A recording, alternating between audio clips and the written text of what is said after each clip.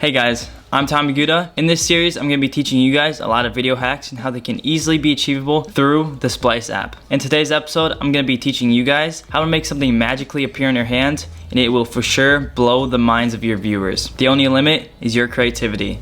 Alright, enough talking, let's hop right into the Splice app. Okay, so here's what the end product is going to look like.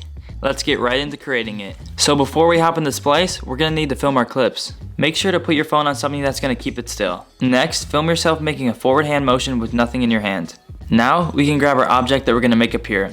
Make sure to not move your body as much because it's going to be very important when we put the clips together. Now, you're going to want to do the same exact hand motion you did in the first part, but with the object in your hand now. Okay, so that's it for the filming part. Let's hop right into Splice. Now that we're in Splice, we're going to want to create a new project, and then select the clip that we want and hit next.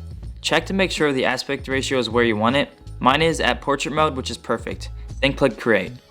Now that our project is created, the first thing we're going to want to do is split the clip into two. One clip will be the first hand motion and the other clip will be the second.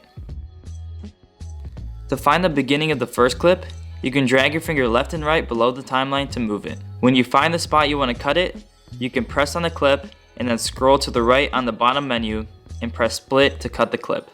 Now press the clip on the left and press the menu on the bottom and scroll to the delete button and then click it. As you can see, we cut off the beginning part of the clip that we don't need. Next, we are going to want to split the clip where we finish our hand motion.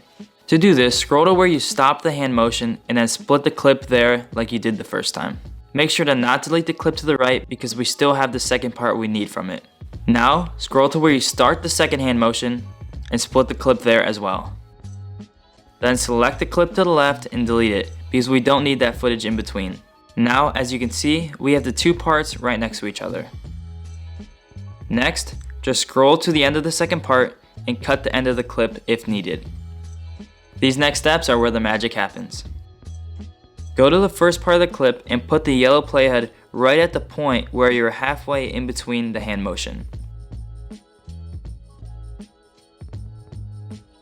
Then, split the clip there like you've been doing and delete the footage to the right. We can delete it because it will be replaced by the second part.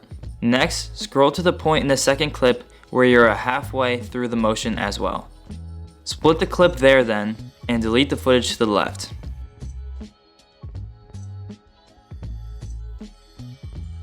As you can see, we're getting very close to being done. To make it more exact, you can zoom into the timeline by using two fingers and stretching them. From there, we can grab and drag the ends of the clips to get it exactly where we want it.